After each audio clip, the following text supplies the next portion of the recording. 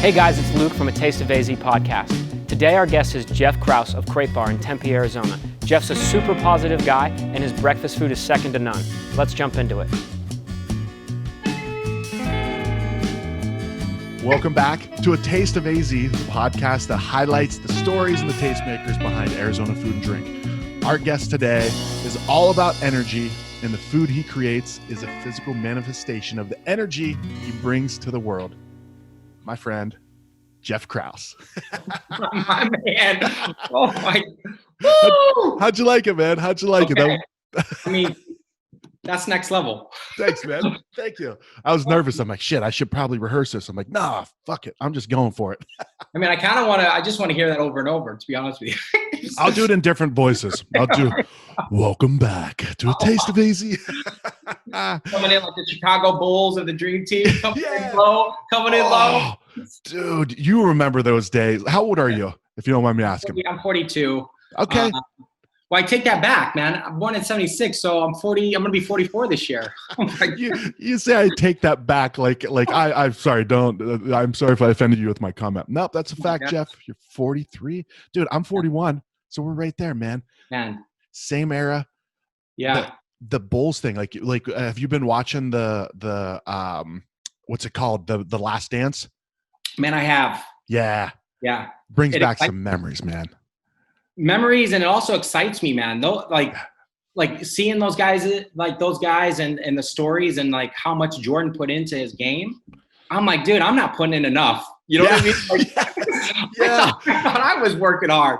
Dude, that guy was next level. Yeah. And you always knew it, but you didn't get that glimpse into it. What this documentary series is doing. This really, it's like, shit, dude, that guy was not messing around with anybody. Yeah, when he was talking about in college, he was just like having water and maybe a soda once in a while, and that was his like splurge. You know what I mean? He was just straight focused. I'm like, but that's one of the things that I feel like is never talked about. Like, how are these the greats? Mm-hmm. How are they the greats? You know what I mean? Like, how do they get to that point? And man, it seems like more than ever, like the media is talking about it, showing it.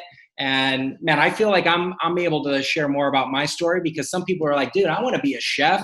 How'd you start? In a food truck? Yeah, like 10 years ago, mother. Like that, it took a long time. Yeah. No, a year and a half ago, I started that. Now here I am. Yeah. You know what I mean? Like, it's like people, I think people underestimate, and it's just because they don't know, and they see a lot of what's happened in the media with, you know, the fame of the chefs, or even rock and roll people or actors or whatever, right? Like, It's like, man, I could do that, until they get punched in the face. You know what I mean? And they're like, okay, maybe I can't do that. Everybody wants your position until they get it. And then it's like, whoa, you know what I mean? Yeah. So watching Jordan, man, he was always an inspiration. Like, I remember, do you remember the Wheaties boxes? Oh, hell yeah, man. Back in the day when we'd have screens to look at, we had to bring like shampoo bottles when we were pooping and stuff like that, right? Right. Man, I was like, I got to get every piece of this poster. And it was like, you had the wings. Oh, that one. Yes. Yeah. Remember? Like, they just, it was, man, he's always been an inspiration. But man, I've been caught up in the Hall of Fame inductions. The speeches. Yeah. Dude, that stuff fascinates me, because it's like, that's like after the game, right? Like, and that's something that I look at too, and I kind of project, like, what's it going to look like when Chef Jeff Kraus cannot be in the kitchen, which I feel like Jacques Pepin, he's 100 and whatever years old, he's still in there, but I'm just like, man, what happens post kitchen? Sure. You know what I mean? Because the restaurant world, this industry is my game. It's my stadium. I've got to be a part of it in some form or another. And watching these guys talk about their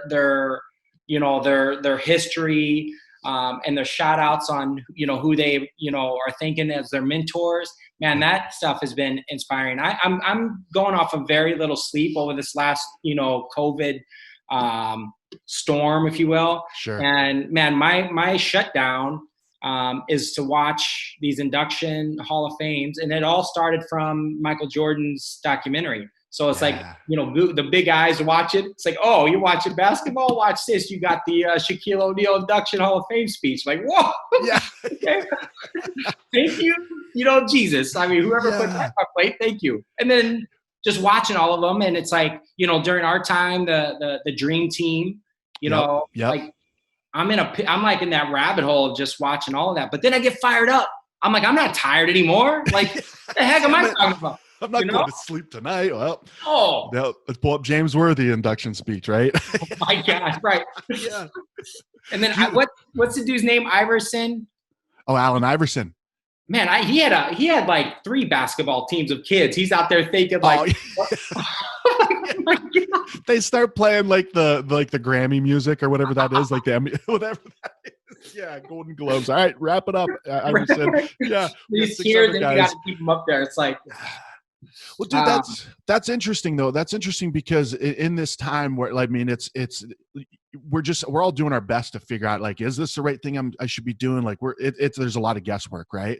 But what I've noticed is the people who are the people that really inspire me are people like you that are using the time to, you know, you're not just mindlessly just doing stuff. Like, if you're watching something, it's pumping you up to do some amazing things once you have the capacity and really the go ahead to be Jeff Kraus, you know, if that makes sense. I appreciate you saying that, because it truly does, like, it does inspire me. You know what I mean? And I think that's what makes it motivates. I'm intrinsically motivated, but extrinsically, I'm like, man, the seeing, if you will, a culinary hall of fame, and I'm up there, I would be dressed like Rodman, inspired by Rodman, whatever he wore, dude. I was like, this guy, like, oh my God. But that's what's motivating me right now. It's like everyone is living, and I get it, like being the present, and I'm not like a Buddhist or anything like that, but I do believe in that practice. Like, if you live in the past, you're in a constant state of depression. I get that. I believe that. I've always been a part of that. But I've also been very avant-garde, where I'm so forward thinking. I'm like Marco Pierre White in essence of how he's one of the greatest chefs of all time. The first devil in the kitchen. He trained Gordon Ramsay. He had Vitali in the kitchen. And you talk about how Ramsay is persona. This dude was legitimately a crazy man. He was the first non-Frenchman. He was from England. First non-Frenchman to win a Michelin, the youngest and the first non-Frenchman to win a Michelin star. Wow. Like, that dude was crazy, but he wasn't classically trained. And the way he wrote recipes, and I'll never forget it, because I've always, as a kid even, I've always looked at, like, okay, the finish line, how do I get there? Yeah. Oh man, there's a lot more people like in shape than I am. I've got to figure out how to get there before them. You know what I mean? Yep. While keeping integrity and being honest. And I realized as a little fat kid, man, I could just like Sonic the Hedgehog and beat all of them. I just roll it, tuck and roll. I'm like, you know what I mean? I'm in there. Sonic, yeah. But he would start with the vision of the plate, the portion size of the plate, and then work backwards into the recipe. And that's how he trained his cooks. Be like, yo, we need 100 of these covers, and this is what it looks like. You know what I mean? You talk about like what? Oh, okay. I think I'm gonna peel about 150 onions. We'll see. Because if I don't, I'm getting my chef's coat cut, and I've got to clean the hoods for hours. You know what I mean? Like that. He was a maniac. But I kind of do the same thing, man. I'm like looking at I'm looking at the future, and I think COVID is kind of bringing me more into, and I'm very, you said it, like my energy is nonstop. Like, and it's hard for me to be present. And I think why I love cooking, I know why I love cooking and why I've always done what I've done. It's those activities that are physical, mental. You use all of your senses, and cooking brings me into the moment. Like, it brings me zen. It shuts everything else out, the noise that motivates me in a lot of ways, and sometimes like pushes me in, it's like that internal positive negative energy that I'm always kind of going after. Sure. And it's like, that's a true battery charge, positive, negative.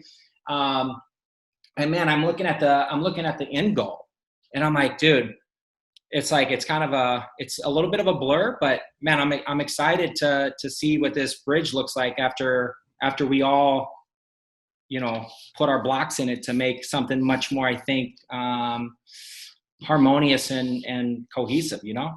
Yeah, and do you feel that that's good? Because you and I have talked about that a couple times. Do you think that is going to be? You've got that hopefulness that's what it's going to be, right? Like that. Because I don't know. I guess what I'm trying to say is because I look at it as like, yeah, man, people there's places that aren't going to make it through this. There's already places that haven't, you know.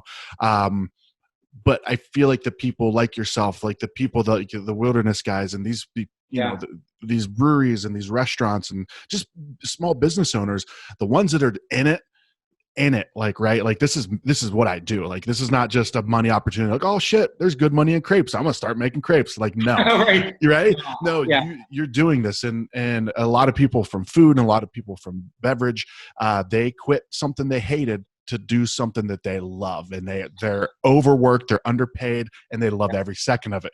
You know, that is so true. That's inspirational for me, because it's like, oh shit, man, like this is, because I feel like I found that thing for myself of doing things like this, covering, telling the stories, right? So for me, it's just like, shit, man, bring the storm. Like, it's gonna suck for, you know. You said something earlier too, I loved it. I say this all the time, is there, some people have never been punched in the face, and it shows. Right. Mike Tyson said, everybody has a plan until you get punched in the face. Right. You need it though. You need to get punched in the face. It's a necessary thing that most people try to avoid at all costs. Agreed. And right now, anybody who is truly, genuinely, authentically, you know, doing what they love and have, you know, stepped away. And I don't know, we have similarities on a lot of things. But I think one of them is leaving corporate America, leaving a pretty cush, you know, gig, to do our own thing. And, you know, when I did it, I wasn't thinking about it was cool to be an entrepreneur. I literally thought about it like as a way for me to, you know, build a legacy and develop a culture that, I could create opportunities in. But I was like, man, now thinking of it, everybody, you know, has made a jump because they thought, you know, maybe there was more money, or maybe they just truly do love what they do. And I think, man, there's something to be said about people who have taken that risk either way to do their own thing. And right now we are like, thankfully our food culture is pretty legit. Our guest base, like I call them guests, our customer base, our consumer base, dude, the support, like I feel like all of us, you too, because you are telling a lot of people's stories that are in some ways, I think some people have a hard time hearing it, because it's like, man, like that is hard. You know what I mean? And I don't want that to come across with what I'm saying, because it's very nice in a way to feel getting beat down, and to have, you know, peers like you and the Wilderness and like the Shop Boys and you know, the list goes on. We're all in the ring getting beat up, and the people that are in our corner, you know, are the support system that is choosing, you know, to spend their money, you know, to keep the fight alive. And then also like the staff too, you know what I mean? My team is like, you know, I like, Jack is nimble. Jack Mosler is my operating partner. He's a tall guy. He's young. He's much younger. So I'm like, yo, Jack, I'm gonna tell you right now, you gotta take the first couple in this route. Like, you go out there first. You're stretching. You're like wrapping your ankles and like, right, can't jump style. I combine that with some Michael Phelps, like the shoulder slap, and I'm like, okay, Jack. And Jack's like, I don't know what you're doing right now, but I'll take the first couple of rounds. And then Chef T is just straight gangster. She's like, what are you boys talking about? She's like, let's bring it on. You know what I mean? Like, it's just cool to see that we're all getting beat up and we're all taking turns to pick each other up. And I think, like you said, there's some that are gonna not make it out, and you know, it's unfortunate, but I think there's definitely something to be said about that. And hopefully they'll, you know, that whoever that is will figure it out, and hopefully that doesn't happen. But I think it's inevitable. Not for us. Dude, I'm like a Twinkie cockroach. You know what I mean? Like the combo. There's a right. I'm gonna start making lists, because we're gonna come up with a shitload of good ideas right now. So we got the Twinkie cockroach. Dude, can you imagine the Twinkie just moving like that with a leg? Like, it's indestructible. Why is that? Like, why is that the mentality that you have? Man, I mean, coming from my Midwestern roots, like we've talked about it before, man, I grew up with nothing. Lost my mom, the sole person that raised me when I was 14, 15, I was a freshman. She was a very hard, like strict woman on us. And I did everything against what she would want us to do during that time. And I dropped out of school, and just through a lot of determination and like soul searching, I wanted to make my mom proud. And I think that's one of those things where people that want to be inspired, man, find that one thing that will never stop you from ethically, honestly getting to it. And that's my fire, man. You know what I mean? I'm like, yeah. And I just built that list of, the people. I don't know if you know this, but I mean, behind me, Homaro, one of my chefs, was a hero, mentor. I'm like, man, what if those, and I say mentor loosely. He was a Food Network Iron Chef. He was non-GMO before everybody was doing that. He was very experimental with his cooking. He was out of Chicago, called Moto. His name was Homaro Cantu. And he was one of the chefs that I always thought about. What would happen if he came into my restaurant? Could I inspire him? Could I make him think about, breakfast or brunch or dining differently? And I kid you not, man, it was probably Super J from 12 West, and she was one of the managers for AZ Wilderness. She's been a homie of mine for a long time. She was the first person I called, because guess who came into the restaurant when it was just one little section? Homaro Cantu. And I look out and I'm like, what the heck? You know what I mean? I thought I was maybe seeing a mirage. This was back when the kitchen was kind of closed off. Like, so you legit thought, it was like, there's no way there's no way. No way. And the reason he came in, one of our regular guests created that palate. It was like messed with your palate. It was called the M-Berry. Wow. So he designed that, he founded that, and Homaro Cantu backed it. So Charles is his name, who founded. He brought Homaro in, and Shelby Moore, who now takes beautiful photos. He works as a freelancer. He goes, yo, I got to tell you, Charles said he's been in a couple times. He hasn't seen you. He'd like to say hi. And I'm like, oh shit. And I'm like in the weeds. You know what I mean? Like, oh man, I'll be right there. And I go out there, and sure enough, this dude who I thought, you know what I mean, in the distance was Homaro Cantu. And I'm like, I go out and he's on the phone. I'm like, my first thing, if you can see my face, like I know we're on this like right now, but if you can see my face, my eyes got big. I froze. I was like a little fangirl. I'm like, and all I did air kicks at air like points. I'm like, and I'm saying, what? Like, but I'm not saying anything. I'm just like, nothing could come out of my mouth. I'm like, whoa. And I'm like, holy smokes. And sure enough, I got to feed him a breakfast, and I got one of the coolest emails ever from both of them. He thought that was the best crepes he's ever had. And I, at the time, was serving milk in the little beakers. Yeah. And, the little science ones. And he goes, I didn't know they made them this small.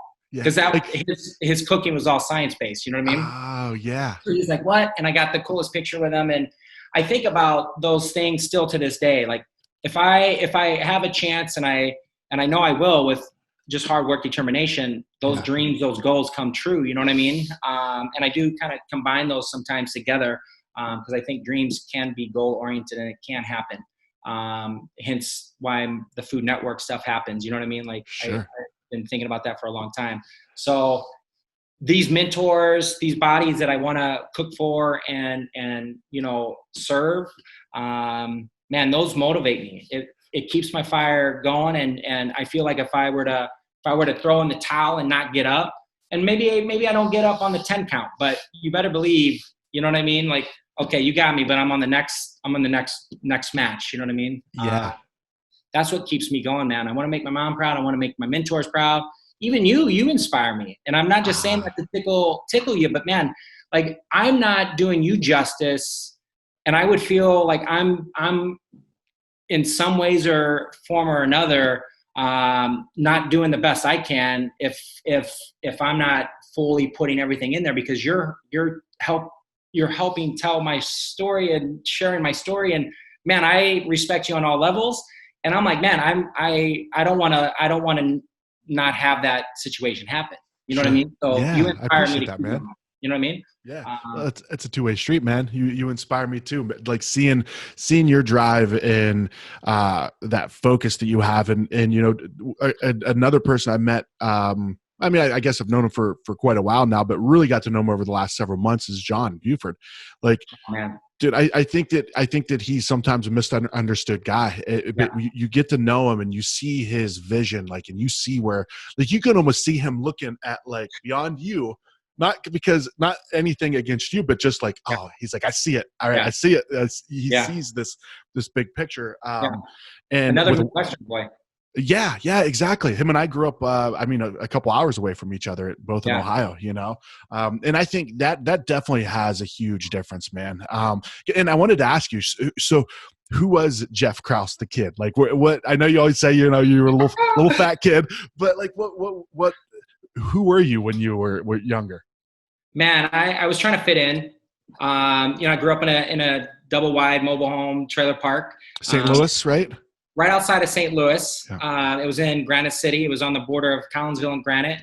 Very blue collar, city. And my mom was a dietitian, and she worked, every other weekend.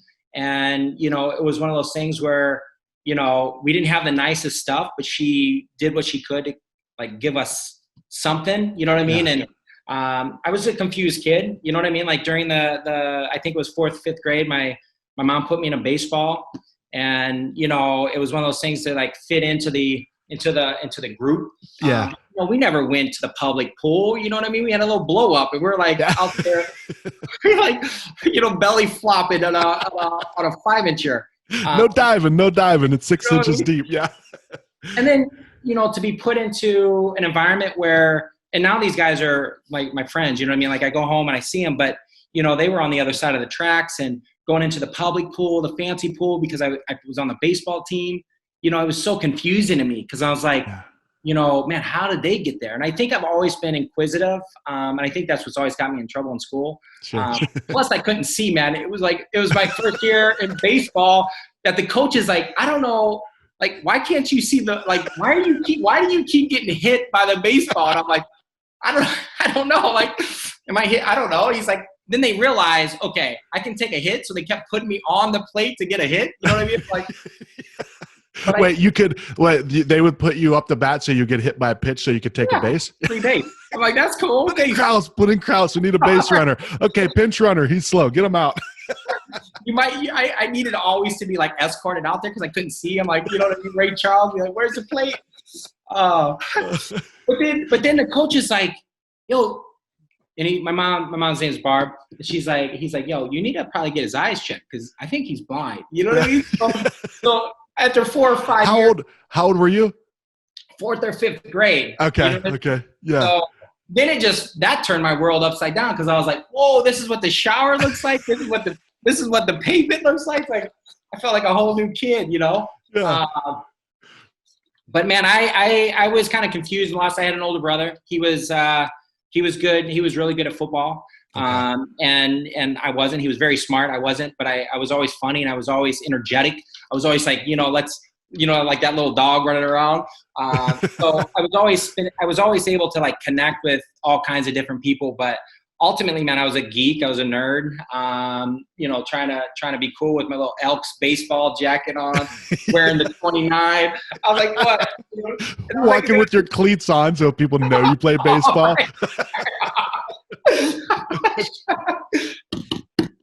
Yeah. So were you into creative things though?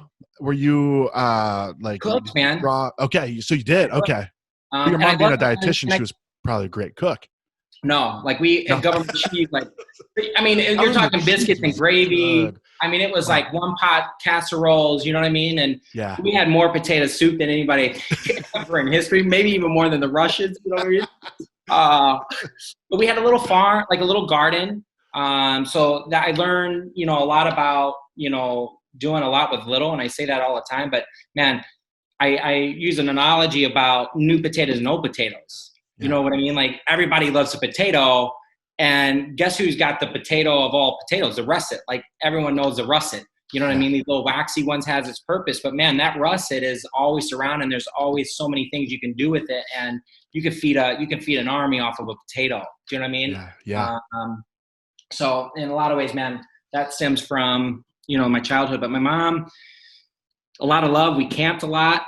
We did a lot of family stuff. She brought the family together, and her role was, and she was always the host. And we were broke, dude. We were broke, and she would always entertain. There was always enough to give others. And I learned a lot about, generosity and caring and actually having actions more than words. But man, she was pretty phenomenal. And she was also a criminal. Like she was a criminal. Like she would put us, especially me with high energy. And I didn't think about this till later. Yeah. She would tell me often to go play in traffic. Like she's like, don't say my name. I had a speech impediment. She's like, don't say my name unless you could say like an 18-word syllabus name. Yeah. That was her way of like, shut up, just like relax. That was before all the Adderall pills and stuff all took place there. But man, she would take, like during the corn season, I kind of consider this like Robin Hood. She was a criminal, but I definitely don't approve of any of this now. Yeah. But I guess because of survival, we got to do what we have to do. She would take a big old pillow sack or like sew up a sheet and just run us out to the cornfield. She's like, whoever can get the bag filled the fastest can eat the first corn. All the crops. I was like, what? I'm coming back all cut up, like, you know what I mean? Looking like you Sonic the Hedgehog right through the tearing down the stalks. Dude. But like doing what she has to do, right? To I mean, honestly, dude. She also made me work for them for free. So I think that was a trade-off. You know what I mean? I think guilt got her. So in the, she made me work. I was like, man, I didn't last very long, especially when they told me to go take a deuce around the corner. I was like looking for a potty john or like one of those things. They're like, no, like go cat hole that. I'm like, we've gone camping before, but I'm not cat hole anything in the middle of a horseradish cornfield. You know what I mean? Yeah. I'm not pooping where I bought corn from, right? Right. And I was like, I don't get paid enough. Like I didn't get paid anything. Yeah. Hence why we took the corn. I think it was it's full circle, man. It's full circle. Yeah. So dude, it sounds like, I grew up the same way. I mean, it was, I lived in a house with my mom and my sister. My dad was always around, but I didn't live with my dad. They were separated, since I was like really little. But yeah, we didn't have money. But dude, I look back at those things, and I do things now with my kids that stem from that. My dad was huge on hiking. He's like, he didn't have money to do shit, Yeah. But a hike is free. And where I lived, there was a railroad line. It was like a main line from like Cleveland to Pittsburgh. So we would hike on railroad tracks. Like think of that today, right? Oh man. A dude taking his 2 kids on a hike in the railroad tracks, right? No, they're runaways. He kidnapped them. Exactly. Yeah. Oh, but we loved it, man. We loved it. And still to this day, dude, I'm still looking for a good block of government cheese, man. That stuff was next level, right? Oh, dude, that stuff melted like no other. You know what I mean? Yes, it did, dude. And man, so I miss those days. It's pretty great, man. That's where my cereal stems from. So my mom and that's where I have a breakfast joint, right? So she would always make us, like when we woke up, she was always big on breakfast. So I remember having to call her and be like, yo, okay, I ate breakfast. Okay, now get ready for school. You know what I mean? I'm like, oh my God. But I think of those times, and breakfast was one of those things where on the weekends it was super, super special. And I remember that. You got to remember, she died when I was a freshman. Do you know what I mean? So, I remember a lot of the years before where it was like, at the time I didn't appreciate it or didn't understand it, but like the weekend breakfast, man, it was like next level. Do you know what I mean? Like no matter what we were doing, we had to be there. You know what I mean? Like when it was dinner time or breakfast time, we had to be there.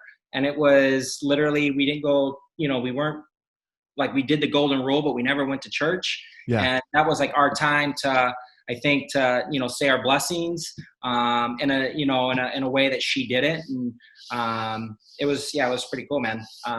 What were some of her specialties? Like what were some of the things that you remember? I remember you said biscuits and gravy. That's SOS, shit on the shingle? Shit on the shingle. What? So I've heard that. And I think you've explained it to me, but it might have been after a few beers. I don't remember. What is shit on a shingle? Dude, I got to make it for you. There's no recipe. Like there's technique.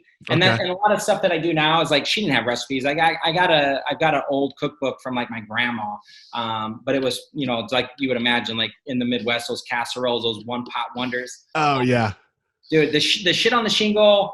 And again, as a a kid thinking I was funny, and with a speech impediment, I could get by with saying like almost like cuss words, but blame it on the, you know what I mean?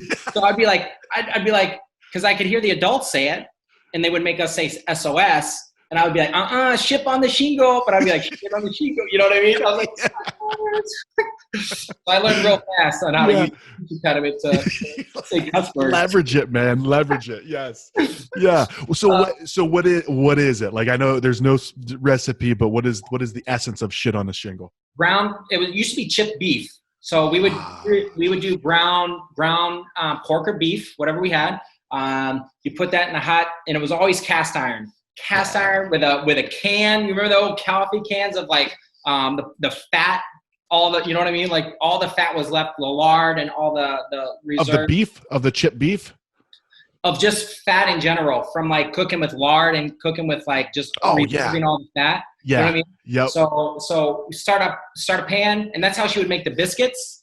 Biscuits would be in a cast iron, baked off. That would be sitting, brushed with whatever. I doubt it was real butter, but whatever it was kind of butter. It played the role very well, probably. But you start off, you render that fat of the beef or the pork, and man, you render it, you pull that, you keep that fat, and you do like a roux, which is best way of describing it is you put any kind of starch in the fat and you cook it to a blonde state, and it basically becomes and looks like wet sand. Is a great way of introducing anyone to a blonde roux, and that's your thickener for any kind of like cheese sauce or like a gravy. Do you know what I mean? Like SOS. Yeah. So she would remove she didn't, but I learned to. She would keep everything in it, put the flour in, which is sometimes why you'd be chewing and all that flour didn't get cooked out. You know, like, you know what I mean? You cough and like white. Right.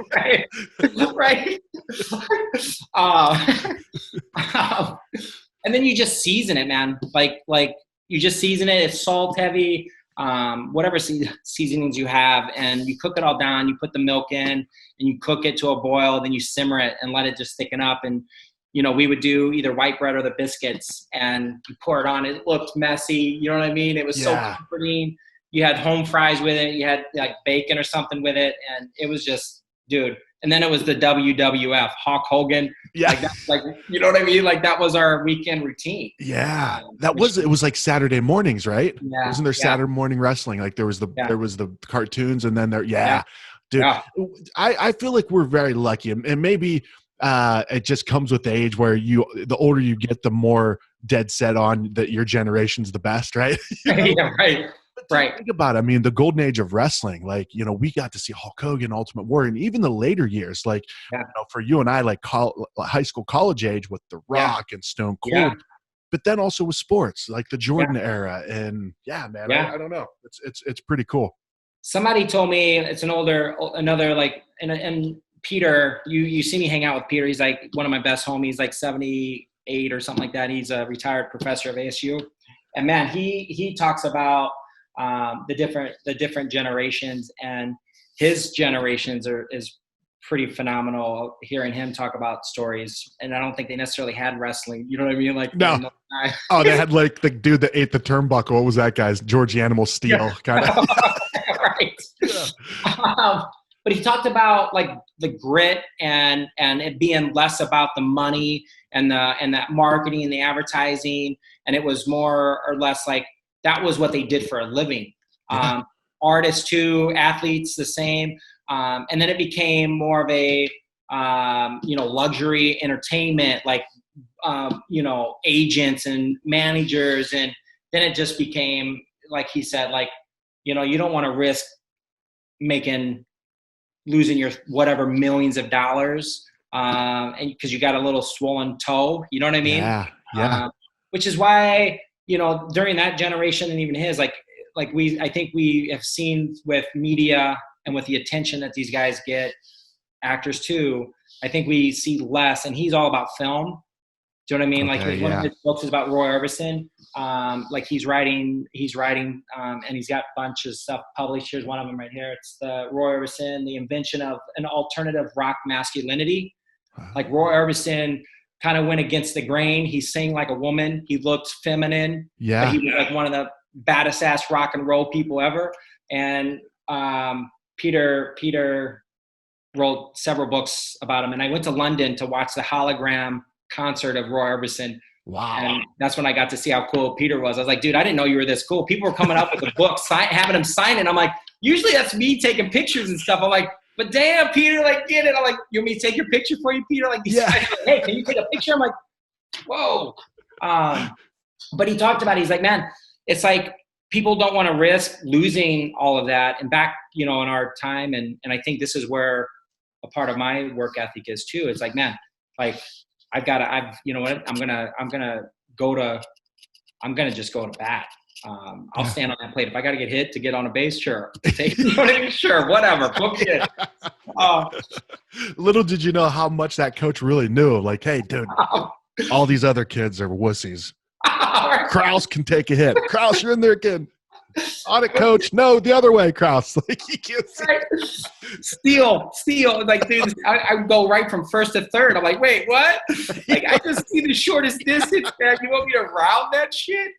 Here's what we got to do. I picture a skit. You playing baseball and your coach saying, okay, when he throws the next pitch, I want you to steal. And then you jump over the fence and you run into the cornfield and you steal some corn, right? And then let's have a corn bake-off. Like, let's just then have a feast. You know what I mean? I'm writing that one down too, man. The list is growing. These ideas. I'm sure Wilderness would make a beer. Like they would be off the charts for that. The corn stealer. They just call it the corn stealer. Right. Or the Spanish. I know there's a Spanish term that probably sounds cooler for, the maize. I don't know. We'll look that up. Yeah. Jeez, man. So I think that's what it's all about. So you said you always cooked. When did you know that you wanted to do this as a career? Like this was your path? Well, I didn't. It wasn't until later. I was very entrepreneurial. And this is one of the things that I think if my mom was around, she would be like, yo, I know I made you work on that farm for free. I also know that I made you cut grass for free.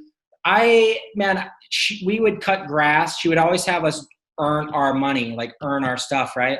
And I would have to cut the lawn next to us, diagonal, for a guy named Whitey. Whitey was blind.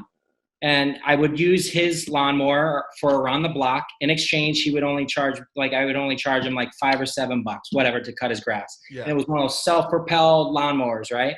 Well, again, thinking that I was being pretty smart and creative and resourceful, which has always led me into, I think, being a great leader, because I know how to do it. And I also know how to, delegate and outsource and find the best sources, you know what I mean? Make the most sense of my time. And at the time, what I thought my most sense of my time was to practice baseball so I didn't look like an idiot. So you're supposed to be cutting grass, but you're practicing baseball. You know what I mean? But I found a guy that was younger and he had a riding lawnmower. So he was charging less. So I was like, man, this is a no-brainer. Like, I will pay this guy less. I will keep the $3 or $4 extra bucks and I'll go practice baseball. Yeah. And this is at 4th, 5th grade. Yeah, probably 5th or 6th now. Damn, right? Dude, I'm I've had a couple of years of getting beat up on the baseball diamond. So I'm like, okay, thinking I'm in a clever spot, and I would have to cut the grass every other week or something. And never did I know, and this is where part of my mantra is, the be heard, bring your A game, E, earn your successes, H, have fun, E, every role is equally as important as the others, A, always do your best even when no one's looking, R, reward yourself because you're working hard to make a lot of people happy, and D, just do respect. And that's our be heard mantra. And man, I learned a big thing during that time, because my mom, I learned about telling the truth no matter what, right? Like, yeah. This is where sometimes I can be a little bit too much, and I am very respectful of everything, but sometimes I think I'm misunderstood because I'm so vocal. But I remember her coming home and she's like, she had a talk with Whitey. And it was because it was a different sound on the lawnmower. So Whitey said over the last couple of times, he goes, I feel like something might not be right with the lawnmower. Is Jeffrey, they would call me Bubba and Jeffrey, is Jeffrey doing what he's supposed to do? Change the oil, blah, blah, blah, filling it up. And my mom comes home and I never told her what I was doing. I don't know why. I just didn't feel like it was necessary. I wasn't lying. I just didn't tell her. Yeah. She tells me, she comes home, she goes, yo, did you cut Whitey's grass? I'm like, yeah. She goes, you change all the oil and everything? I'm like, yeah. She wasn't asking me specifics. Sure. Like, right? And that's how my brain works too. I'm like, okay, yeah. And she's like, are you lying to me? And I'm like, no, why? And she goes, you cut it today? And I'm like, no. She's like, and then I got grounded and had to cut that grass for free because I didn't tell her flat out that I was outsourcing it. You know what I mean? Yeah, so yeah. In her mind, I was doing something, that wasn't necessarily ethical or like hard work oriented, because she was very hard work. Yeah. Do it yourself. So man, we cooked a lot, and she always had this rule. You either help cook, prep something, or you clean. And my brother was a slob. Like I'm very meticulous and everything, even at that age. But my brother was a straight slob. And in my mind, here he's 4 years older, and I'm like, I'm not cleaning up after this pig. So like, dude, give me a potato. I'll peel potatoes. I'll pinch up the bread, like whatever you need. And I remember one of my favorite things was hauling strawberries with her. And that is one of the things that I'm always talking about. That was her favorite fruit. And I, talk about, and this is one of the skill sets and the competency levels of my cooks. How good can you haul a strawberry? Do you know what I mean? How fast? And if you can't do it within XYZ time, and I'm not a dictator with time, I'm like, dude, here's the best way of being successful, especially in my kitchen. And you can carry this over to whatever it is that you decide to do. Do it the fastest at whatever standards your leader is telling you to do them at. Do it the fastest you can do it without them knowing. And then do it on the slowest. And then you do a basic equation and you just do that middle time, and you're going to be successful and peaceful at all times. Yeah. So strawberries is one of those tests. You know what I mean? We go through a lot of strawberries. Well, it could probably be a pretty mundane task at point, right? I mean, because you're doing it's very small and precise, right? And it's it's not like you can just line up 20 carrots and hack them, right? Right. Yeah, Right. It's very meticulous. Yeah, because otherwise you're peeling out too much of the strawberry. You're not getting enough of the white, the hull, the pit, and it's like, then you lose that taste of how beautiful a true strawberry tastes. You know what I mean? Yeah. So you were prepping early then, man. Like you were getting those skill sets in. Really early. And with me being annoying, I'm a pretty like even my kitchen's like, man, you just need to go like get out of the kitchen for a minute.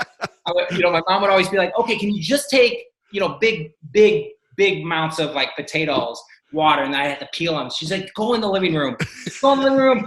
Like get out of here. Like go sit down and I'm like, I have been prepping for a long time, and I don't know, man. We watched cooking shows like later in life, and it was Jamie Oliver, right? Over like Julia Childs, Jacques Pepin, all them that I watched with my grandma and mom. It was Jamie Oliver. And this is now this is after my mom. Like my mom's gone. Are you with me? But Jamie Oliver, when I saw him cook for his family and friends in the organic raw form of his kitchen, I was like, oh my God, I am going to be that. I want to be Jeff Kraus's version of Jamie Oliver. And I was a hippie at the time. I was in vegetarian, and I'm a dropout of high school. And my uncle's like, your Social Security's going to run out, blah, blah, blah. You got to go to school to get any ounce of the money. So what are you going to do? And I'm like, culinary school. Jamie Oliver could do it. I'm going to be the best Jamie Oliver. And I was familiar with James Beard or like Michelin and all that. I was like, man, I'm going to do a vegetarian version. And this is back, again, I'm a fish head. Are you with me? Little dreads, smelling like knock chop and patchouli. You had little dreads?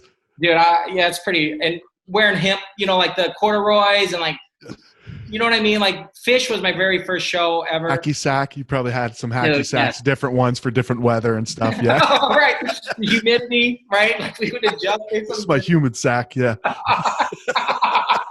Write that one down too. Humid sack. We get so many good ones.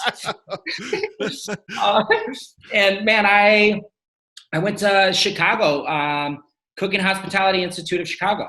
What was early 20s? Sorry to interrupt, but like just trying to get an age.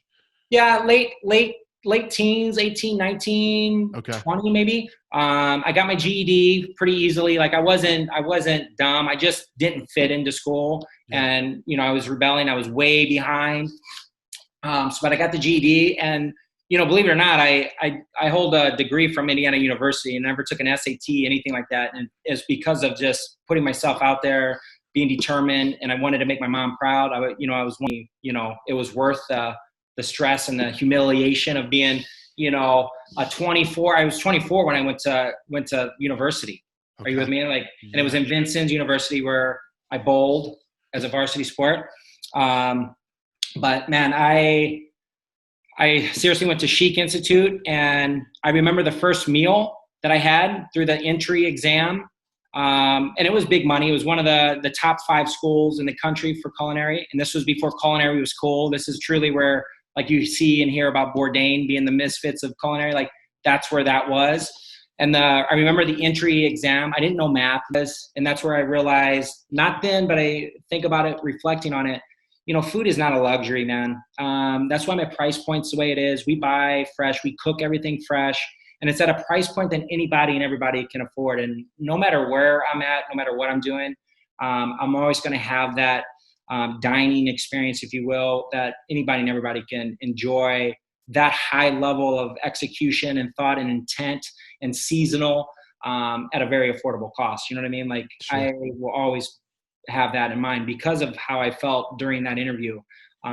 So that stuff like that also motivates me. You know what I mean? Being humiliated, not knowing, feeling like, oh my gosh, you know what I mean? Like I'm embarrassed. And I encourage everybody to be embarrassed because that being punched in the face, man, that shows. And if you're around good people and you have a good drive, an honest drive, even if you don't know what it is, if you just do things, I'm like, this is what we're learning. And this is why I also encourage, do not go to culinary school out there. Do not go to culinary school.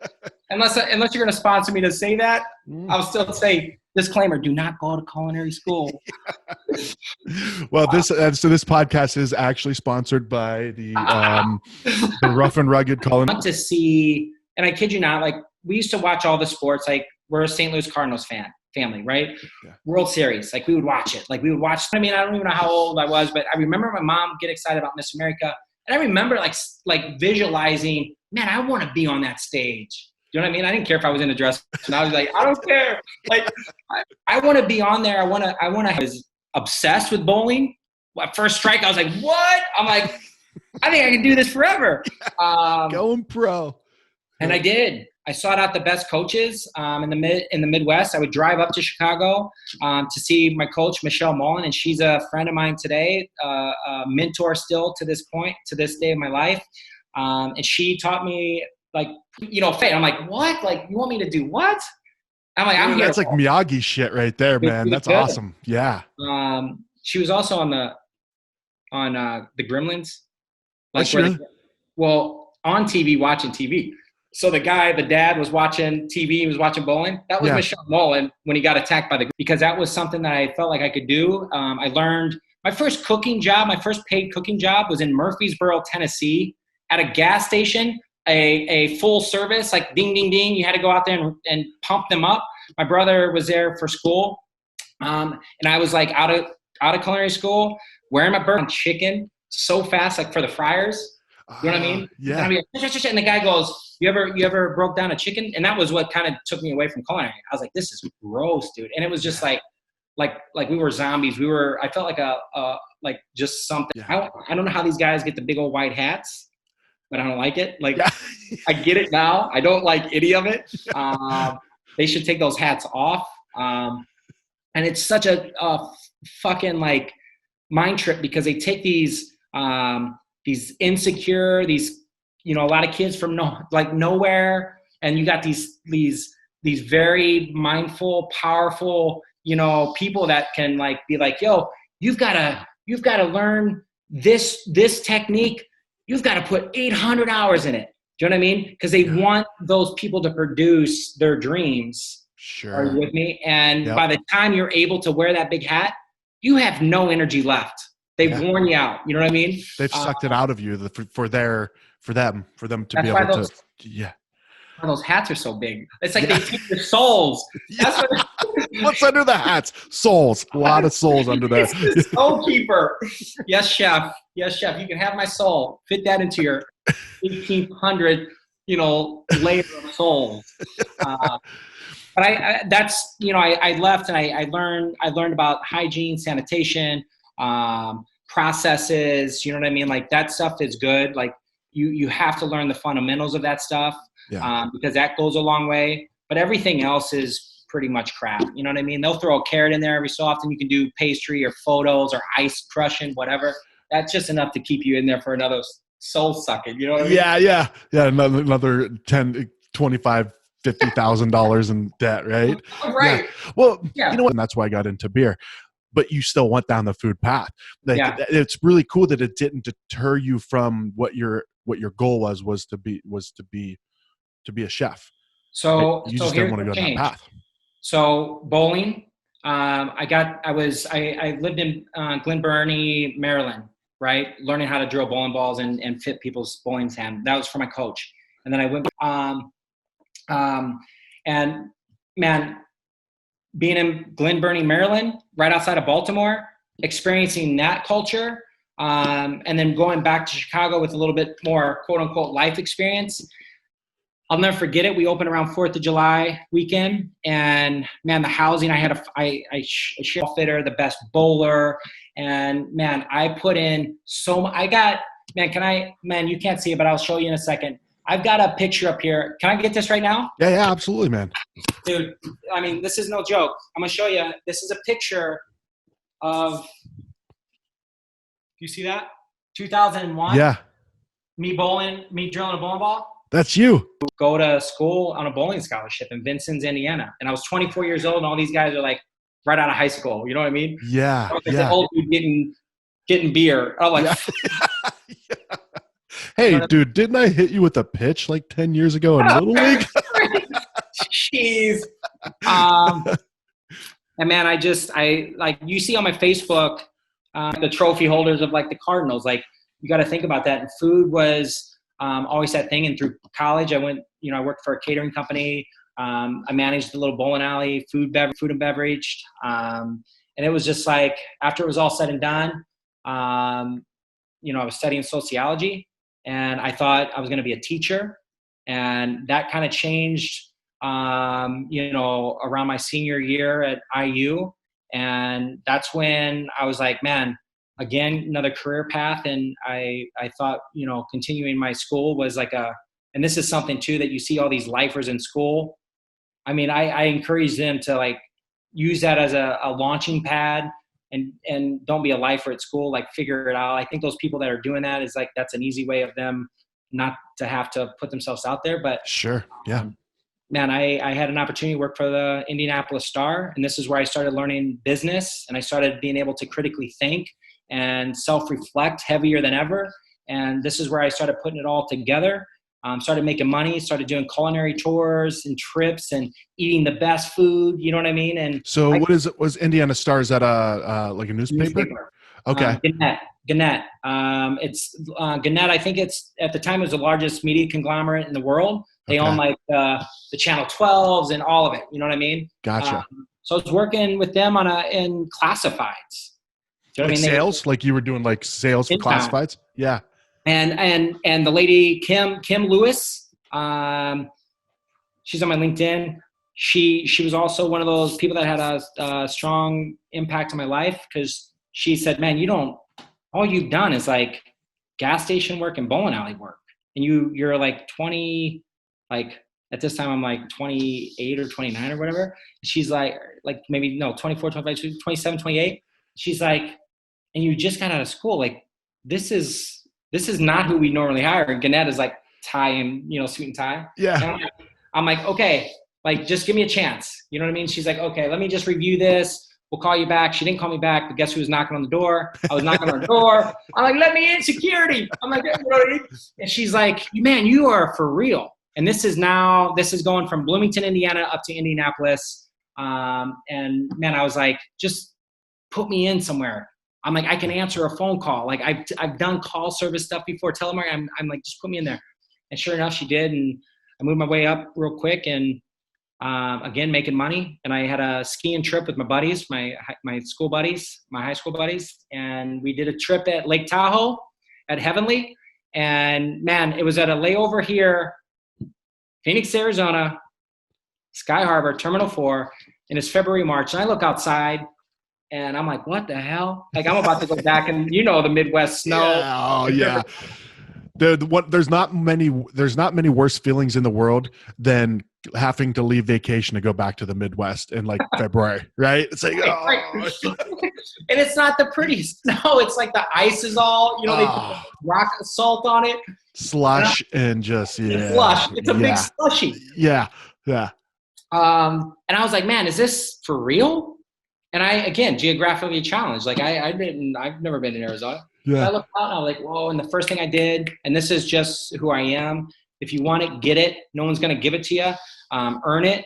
And I kid you not, I looked up the sister companies, and if Gannett was out here, and sure enough, the Republic. Are you with me? Yeah. So I had a very good track record with them. I moved up real fast. And I keep all these accolades. I have a little journal where they mention I'm part of a new team where we did outbound. And I, use that as leverage to transfer. And sure enough, I transferred out here pretty quick. And in the interim, Monster Worldwide, the .com employment advertising, they took me on as a liaison between sales and operations. And they paid me a lot of money. And it made me very dangerous because I don't live. I mean, you see me. I wear the same clothes. My lease on my Jeep is the same. I go in there like, are you sure you don't want to upgrade? I'm like, no, just give me the next year. Do you want the fancy leathers? I'm like, no, dude, do you want a different color? No, just give me the same thing. And if you can give me the stickers of the South Tempe and the Be Heard, can you please put that on there? And man, I traveled all over. And again, still on culinary. Like I was taking culinary trips. That was my jam. And I studied. Meaning like you would take trips, like personal trips based around food. Based around food. Yeah. And that's like extensive workshops. You know what I mean? So I studied from pastries, like the Viennese, like laminated pastries from a master baker in New Hampshire. And then I traveled to Paris and learned how to make the macaron. Which one of the first things I ever baked on my own was a mom's cake, a happy mom's cake that I wrote out in marshmallows. Do you know what I mean? Grandma was on the phone telling me how to make it. I was hurrying up to make it before my mom got. It was awful. It was so bad. It was like the worst. I made it from scratch, and she was probably like, Jeffrey, this is beautiful. And she's like, I ain't fucking eating this thing. I ate it. That's why I stayed there for weeks. That's right. No, Jeffrey, I want to make this I'm going to preserve this. we're going to put a glass case over it, like a little, Oh man. And dude, it was in Paris. I kid you not. That it all hit me. The culture of Monster was going a little weird. And I felt like, I was there for a long time, fully vested in my 401, never made that kind of money in my life. I made more money in a month than I did for a year. Does that make sense? Like, yeah. And I was like, man, it was an opportunity in my mind at the time to do something with it. And I didn't know really what it was going to be. I've always kind of wanted to be my own boss. And I always wanted to be that Jamie Oliver, if you will. And dude, I was on the airplane back from Paris and I was reflecting on all my stuff. And think that's where you should go to school. Go to like university where you get some critical thinking skills. Anybody out there wanting to level up? Yeah. And dude, I put together a menu around crepes, if you will. On the flight home. Never had one until then. And it was filled with Nutella. That's why it's called the first time on my menu. Yeah. It was the first time I ever had one. And the market guy, the marché, the vendor was like so friggin' excited to give it to me. And I'm like, whoa. And then everywhere I went, it just seemed like people were so excited, especially the street food, to share with you their masterpiece. And I kid you not, that inspired me to write a menu. I would shop at the farmers markets here in town, and thank God for the Ahwatukee Farmers Market, the Scottsdale Old Town Farmers Market, and those guys, because that group told me if I could get the county to give me a permit, they would love to have me. And I called the company. Jenny Poon from Cahoots. She's the founder of Cahoots. Her and her husband, Odine, were the first people to come up with my brand for Truckin Good Food, right? Yeah. Responsibly feeding the streets. And this was in 2010. 2009 is when I came up with the LLC, TG Food Concepts, and the brand. 2010, right at the turn of the year, is when I launched Truckin Good Food without a truck. Yeah. I had a tent. I was like, because I'm frugal, you know what I mean? I was like, I don't know if this is going to work, but it seems like low risk. Crepes are low risk. Nobody's doing them. I can cook them to order, and I can give people that experience of the farmers markets that I experienced that changed my life from Nice and Paris. Yeah. And I called it Parisian style street food, and it became the 8th most influential food truck in the country. I think a year later, now I have a food truck. And dude, I went to battle a couple times for the coalition. I started the Phoenix Street Food Coalition because I wanted to make a change. I hate that, people dictate, especially in politics, whether or not people can show their passion or their craft. And there was a gridlock on where we could do business. And I was like, man, it's time for a change. Koji out in LA was changing it. The godfather of street food for real. The first James Beard award-winning chef that, was awarded for being on a food truck, Koji Tacos. Yeah. And I was like, dude, it's time for a change, revolution. You know what I mean? I'm like, let's change this. And everybody's like, I'm not trying to ruffle any feathers. I'm like, it's okay. Yeah, Jeff, go. Come with me. Nah, man, you just don't tell him I talked to you. Yeah. Right. That's okay. That made me feel like I was back on the plate. Like taking one for the team. And I was like, that's when I was like, man, I'm limited on what I can do, what I can serve.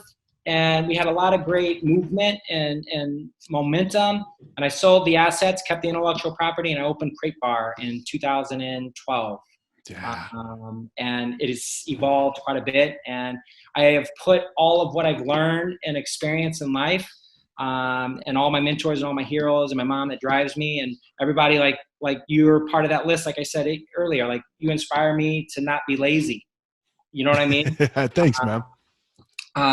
And you know what I mean? Like here we are going through 3.0. Yeah. And my team is great. We call it the CD family. Truly, I opened up my own thing because I wanted to control and foster the growth and cultivate opportunities for people that truly don't and wouldn't have an opportunity unless somebody like myself would give it to them. And again, it's hard work and it's hard. I say never for me because it's a choice, but working with me, which is why I'm single. You know what I mean? Like I am a very difficult person to be around because I'm not nonstop. And I've got, some of the best friends in the world. My staff is great and they accept me for who I am. I don't stop. You've got to be at 100% at all times. And I feel like that method that I told you earlier about holding the strawberry or like being as fast and slow. Yeah. I feel like when you can figure that rhythm out, man, you and I will always be in harmony. And we will, I feel as collectively, individually, whatever, that's a perfect formula, perfect recipe to be successful in my Crêpe Bar culture. And man, luckily I don't have a lot of turnover. I've got people that have been there for a long time. Jack Mossler, there's no way Crêpe Bar would be there if it weren't for him. Not the way it is. It's magical with him there. Leah Hudgens, same thing.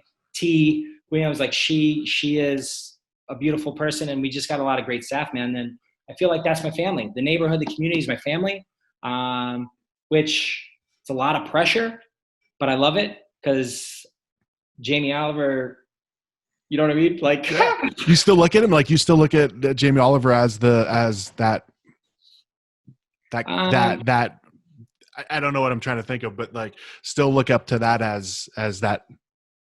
No motivation. No. It's back in when it was a past, I still see that. That's where I use the past as motivation, never to be like stuck in it.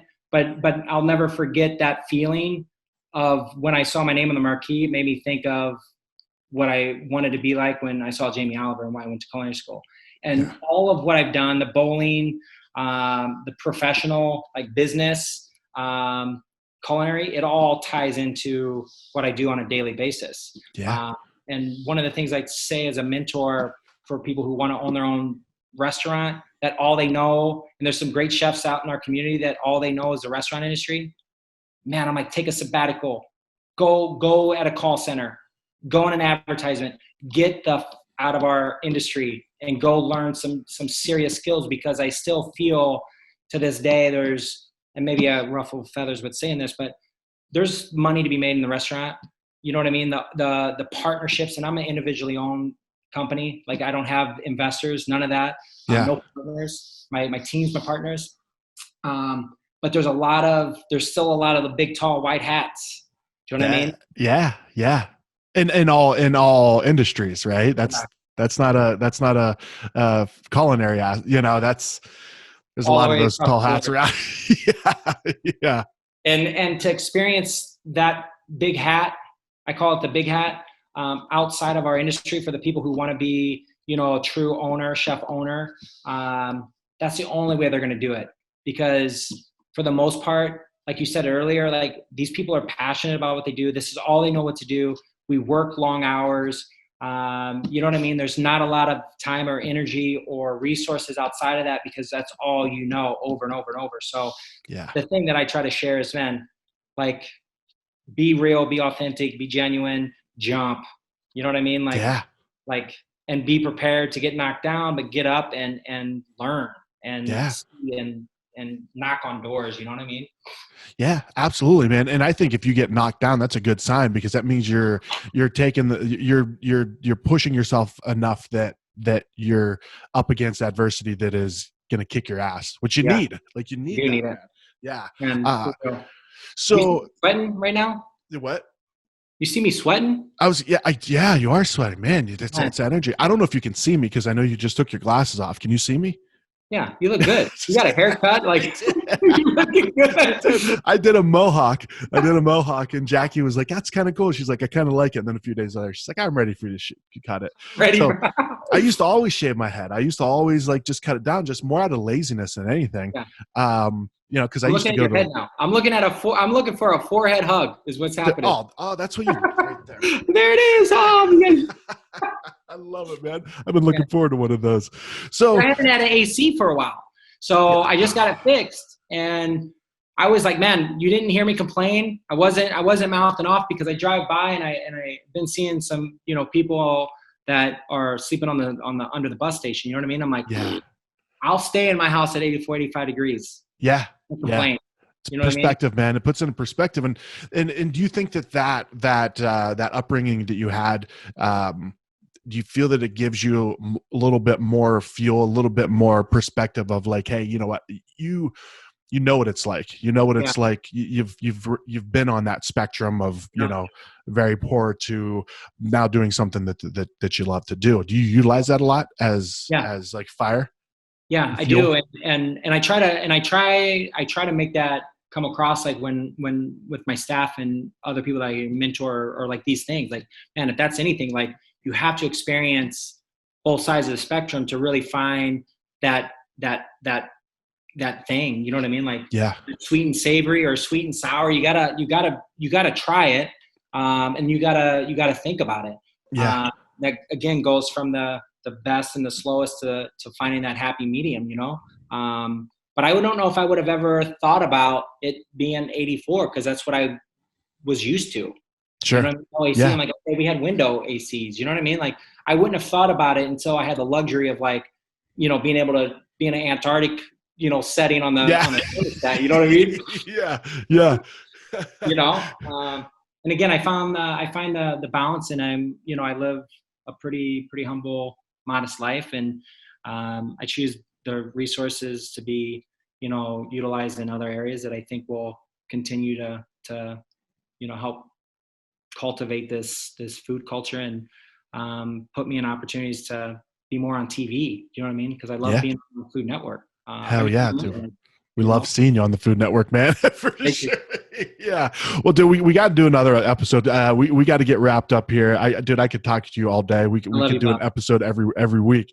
But a couple quick things before we go is, number one. So I know you said that one of, if not the most motivating factor for you is to make your mom proud, right? Which guarantee you, there's many things that you've done that she's very proud of.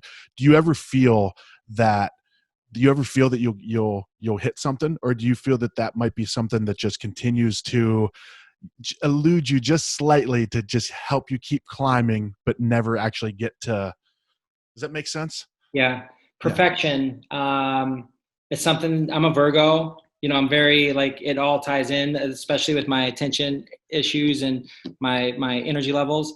I shoot for perfection, knowing that it will never happen. Yeah. And it's like when I tell this, and this is based off of some of the people that I've looked up to. They have always strived for that. And some of it has caused them a lot of pain and misery, but also a lot of pleasure when you find that balance. But I strive for that level of perfection, knowing that it's not possible. And that perfection, metaphorically speaking, is like making my mom proud, having that moment of you know what I mean? I just know if I keep striving for it, I'm always going to be better than the majority of people. You know what I mean? And that's where, it does keep me going. Well, you could always utilize it as, you know what? Yeah, she would have loved this. But you know what she would really love? This next fucking thing I'm going to do. Right.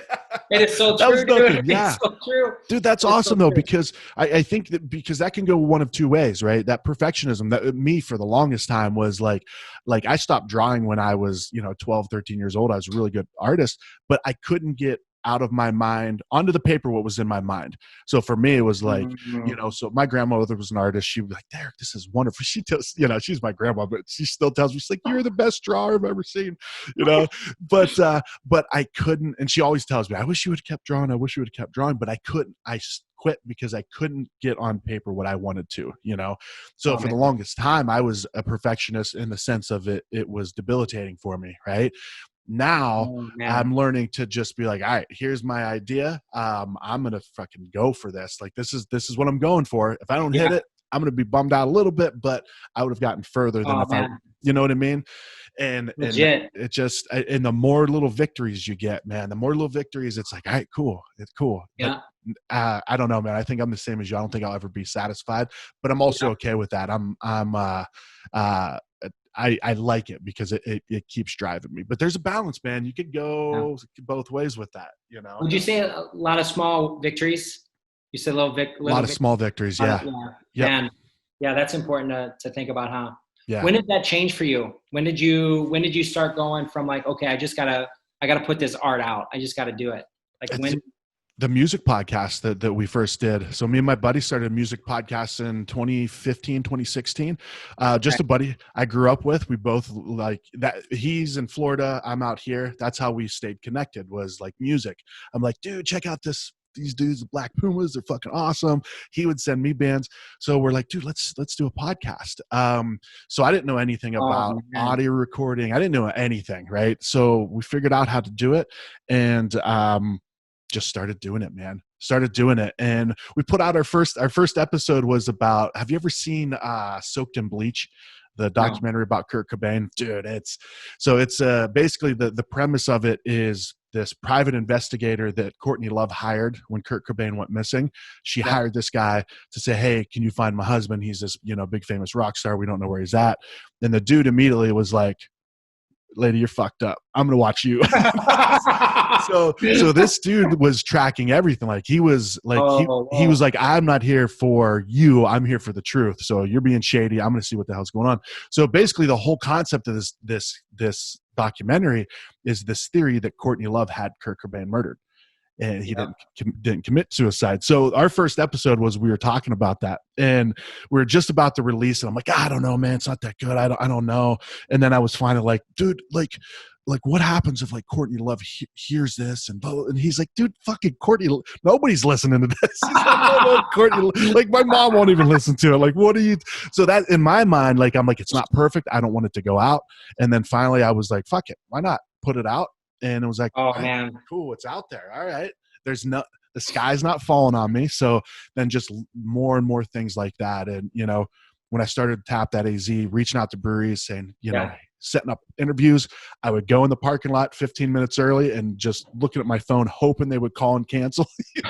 Oh man. And then they didn't. And then they did. I'm like, oh shit. All right, I'm going to go in. And it was great. So I think it was just putting myself into the fire, man, putting myself into the fire and seeing that the positive or the benefits of it far outweighed in my mind, you know, oh, I'm going to make a boring podcast. And then all of a sudden, you know, I'm going to get arrested. Like that's my mindset. It's like, come on, like no one gives a shit, man. You would not be surprised at how many people don't give a shit about you, you know? Which is a very liberating thought, you know? Oh, but, for real. Yeah. Like sure. It's like, I don't know, man. One last thing. This is what I really interested to kind of hear your perspective on this. So when all is said and done, like I almost asked you this earlier. It would have been weird in the flow of the podcast, but it was the perfect moment, and I was going to ask you, but I figured I'd wait till the end. So you said when you're not in the kitchen, you're not cooking anymore, right? When all is said and done, what do you want Jeff Kraus's legacy to be? What do you want people to say about Jeff Kraus? Oh man.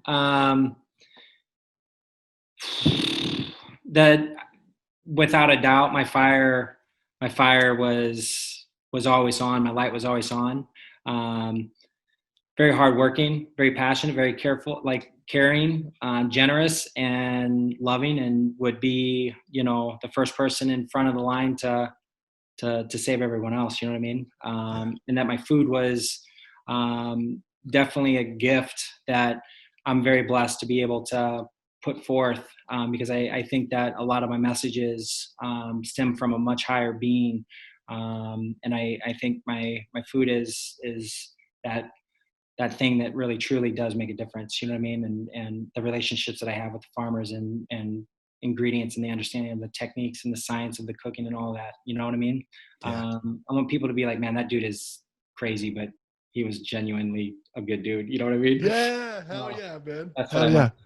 Well, I think that could be said about you now. So let's set some higher goals for legacy, Jeff. I'm just fucking with you. No, I'm just kidding, man. Dude, I love you, man. I love you. You know, I know you and we've only known each other for about a year or so, but dude, the connection that we've made it's something special, man. And you're a special dude for sure. I've told you this before, man. I'm very just sensitive to energy and Calhoun. I remember like you doing stuff with Calhoun, like the shop. Yep. And Jason Calhoun is like my brother from another, you know what I mean? Like truly like one of the closest people to me. And I remember hitting him up. I was like, oh, dude, you know anything about Eric? And he goes, without a doubt, he goes, man, you're going to love him. You're going to hit it off. You're going to make magic with him. Like he's a good dude. And when he said that, I just felt, it was almost like that, my little whoopee. You know what I mean? I'm like, okay. Now I feel, because I still to this day, I'm like, man, I just I truly do want people to look at me and be inspired and you know, just like me. You know what I mean? Like that's it. And I was like, man, I don't want to waste this dude's time. Like, because I look at you and I did the research. I'm like, this dude is legit. You know what I mean? I'm like, what the heck's this? What's this going to be? I don't know anything about anything really. You know what I mean? Like, what are we doing? And sure enough, man, that was when I first met you. I told you that, like Calhoun. It was at the beer. We did it at the the beer collaboration. Yeah. Yeah. And I vibed with you and had Adam next to me, and that was like, it's you though. Like your energy level, you're likable, you're approachable, and you just know how to pull the best out of people. Do you know what I mean? Especially me, like, and hearing you with other people, like you set a stage and a platform and a canvas to just let pure, like, authenticity, genuine conversations flow. And that's you, man. Like you're a catalyst of that. So thanks, man. That's why you are on that list of inspiration. I'm like, what would Eric do? Like, Dude, who knows? I don't know, man. I'd be right in the cornfield with you, buddy. I'd be stealing corn too. Oh man, I love you, brother. You too, man. You too. Well, hey, let's wrap this up. Jeff Kraus, Crêpe Bar, just an awesome human. Chef Jeff Kraus on Instagram. Jeff Kraus. That's it. That's the only one I ever give out because I'm not on Twitter, and like I have to give like a whole long code for Facebook. That's for everything. Okay. My website, Facebook, Twitter, YouTube, all of it. Chef Jeff Kraus. And Crêpe Bar right now is, this will be out. We'll probably put this out next week, I think. Cool. Next week is the grand launch of this. So either way, check out Crêpe Bar, follow Crêpe Bar, go eat Crêpe Bar, and just love Crêpe Bar.